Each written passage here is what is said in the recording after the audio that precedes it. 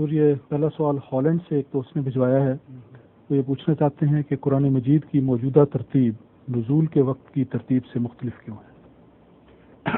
نزول کے وقت کی ترتیب جو ہے وہ اس زمانے کی ضرورت تھی، اور دوسری ترتیب جو ہے وہ قیامت تک کی ضرورت ہے. جو گہرے مضامین کا آپس کا تعلق ہے اور قیامت تک جس طرح چیزوں میں ظاہر ہونا ہے اس کے ترتیب کے لحاظ سے، مثلا چھوٹی صورتیں جو آخر کی ہیں مگر چھوٹا ہونے کی وجہ سے نہیں بلکہ ان کے مضامین کا آخری زمانے سے تعلق ہے، تو اس لیے وہ ترتیب جو عالمی اور دائمی تھی وہ قائم کرنا ضروری تھا. سمجھ گئے؟ آگے خدا تعالیٰ کی طرف سے یہ ہوئی ہے، یہ کسی انسان نے نہیں کی.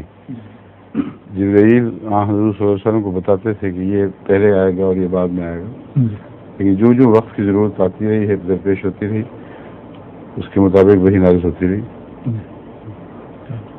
ظہور مہدی آخر زمان